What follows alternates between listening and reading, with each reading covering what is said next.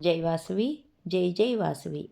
ఓం కుసుమపుత్రీ చ విద్మహి కన్యకుమారి ధీమహి తన్నో వాసవి ప్రచోదయాత్. శ్రీ వాసవి అమృత కలశం. శ్రీ వాసవి కన్య పురాణ గాథ 22వ అధ్యాయం.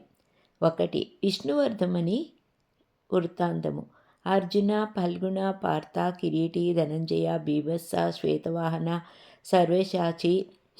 సవ్యచాచి, విజయ, కృష్ణ అను దశనామాంబులతో పాండవ మధ్యమునిగా, జగదేక వీరునిగా, ప్రతాపవంతుడై శ్రీకృష్ణుని అనంగు భావమరదియగు చంద్రవంశ యశోవర్ధనుడండో అర్జునుని వారసుడుగా ఆదిపరాశక్తి శాపగ్రస్తుడై గంధర్వరాజ కంటకుడు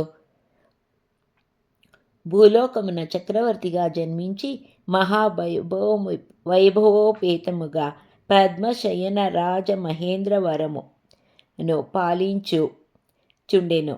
వీరు సర్వశాస్త్ర చతుర్వేద చతుషష్టికళ పారంగతులు. మహాపరాక్రమవంతుడు. కానీ ఇతడు స్త్రీలోడు. అతి రాజ్యాకాంక్ష గలవాడు. ఇతనికి రాజరాజ నరేంద్రుడు కుమారుడు గలడు. 2. విష్ణువర్ధనుని మనోవ్యథ. ఒకనాటి రాత్రి శయనించుచున్న విష్ణువర్ధనునికి ఒక మధుర స్వరము వినిపించసాగెను. లీలగా ఎవరో పాడుతున్నట్లా అనిపించేది. అంతే. అతడు దిగ్గున లేచి పరికించి చూడగా ఎవరూ కానరానిరి. ఆనాటి నుండి ప్రతిరోజు రాత్రి ఈ విధముగానే జరిగేసాగెను. విష్ణువర్ధనుడు ఒకరోజు రాత్రి ఆ మధుర స్వరముతో ముగ్ధుడయ్యను. కంఠమే ఇంత కమ్మగా ఉన్నా ఇంకా భామ ఇంకెంత సౌందర్య రాశిగా ఉండనో అని మరులుగొనెను. చేపట్టిన అటువంటి చిన్న దానినే చేపట్టవలేనని భ్రమించసాగెను. దానితో అతడు చింతించుచో కామ పీడితుడాయెను. దానిని భరించలేక నిరంతరము మధువును సేవించుచు మగువలనాశ్రయించి రాజ్యపాలన మరచి వ్యసనపరుడాయెను.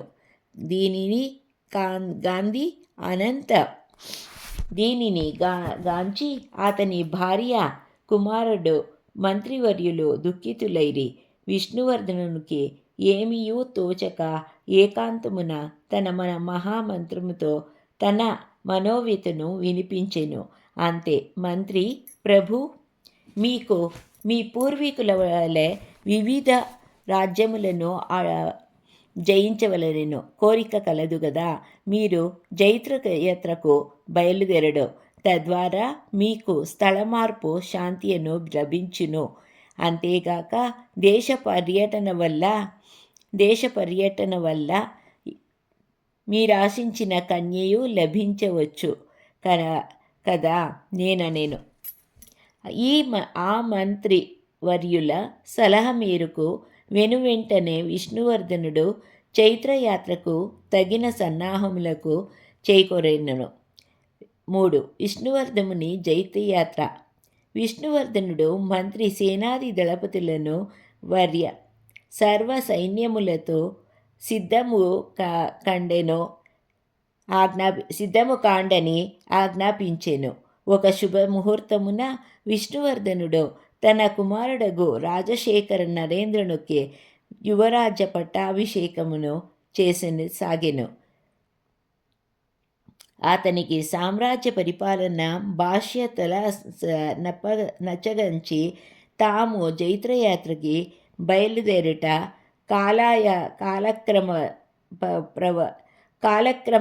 క్రమముగా ఎందరో మహారాజులను జయిస్తూ వారి రాజ్యములను వ్యసనమును చేసుకొనసాగెను. ఈ విధముగా జైత్రయాత్రకు ముగించవలెనని విష్ణువర్ధనుడు మార్గమున కనుచూపు పెర్లో కన్న పెనుగొండ శ్రీ కన్నికా పరమేశ్వరి విష్ణువర్ధనుడు మార్గమున కనుచూచి మేరులో ఉన్న పెనుగొండ నగరమునను జూచెను. అలకాపురిని మించిన అందచందాలతో బంగారు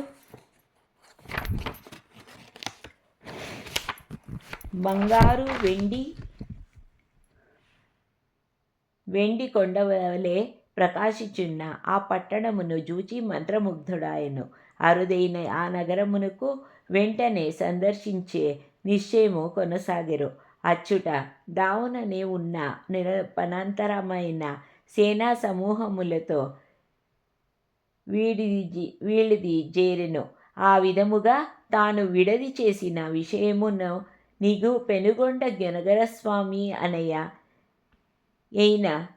పెనుగొండ నగరస్వామి అయిన కుమారశ్రేష్ఠికి ప్రత్యేక దూత ద్వారా తెలియజాలెను.